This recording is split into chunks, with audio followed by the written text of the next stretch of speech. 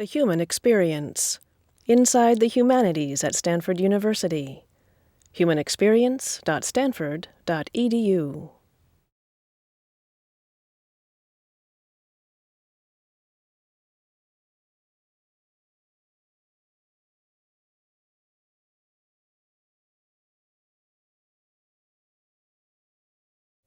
Tracing the Past, Drawing the Future is the first comprehensive exhibition of the work of these four artists who are celebrated in China but relatively less well known in the West.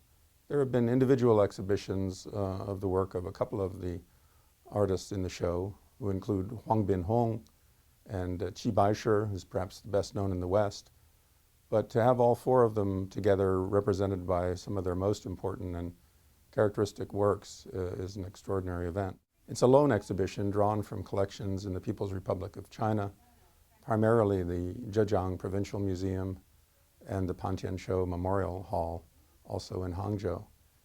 And it records and documents the lives and careers of four extraordinary ink painters whose active careers span most of the first half of the 20th century. The work on view, about 100 pieces in all, includes paintings, scroll paintings in hand scroll and vertical scroll format, albums, also calligraphy in similar formats. And it's distinguished as varieties of ink art using ink and colors, typically on paper or silk. The exhibition will be accompanied by a comprehensive catalog including documentation of all the work on view, and also essays about individual artists, who include also Wu Changshuo and Pantianshou among the four.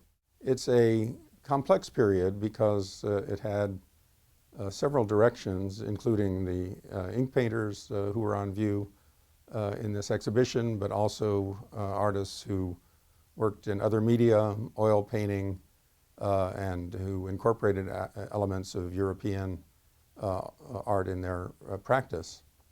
So the historical understanding of this period is still very much in formation. And this exhibition in particular will contribute, I think, to clarifying some of the important directions in early 20th century Chinese art. The artists who are represented in this exhibition had long and influential careers.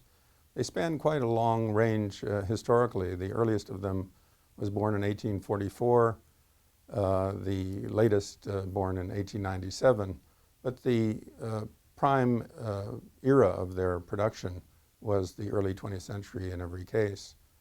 And they represented important strains in the development of ink painting in this period.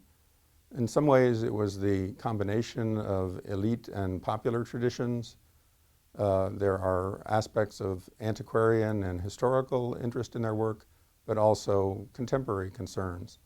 Several of them were engaged with the urban centers of modern China, especially Shanghai, and so they were aware of and interacted with currents in international art. The artists who are featured in this exhibition primarily chose the path of historical media, but that doesn't mean that their art was traditional or unmodern. In fact, they were reacting to the same situation as those contemporary artists who were involved with versions of European styles, for example, and more explicitly concerned with questions of modernity. The circumstances in which these artists acted and operated changed with the new political and social formation. They had careers in urban centers. Several of them were artists who taught in new art academies, new institutions for art education, and they responded to new market forces, especially in urban centers like Shanghai. So their art was very much impacted by the changing political, economic, and social formations of early 20th century China. They sought, in general, to reassert the values of historical Chinese art practices rather than absorbing new media or imported media and forms from the West. At the same time, their art responds to modern social conditions, urban audiences and tastes.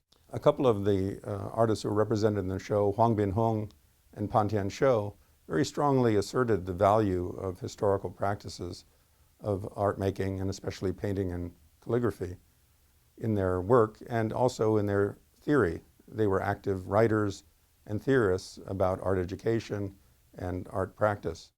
In visual terms, I think what will be most striking is the colorism and the dynamic brushwork of the art that's on view in this exhibition.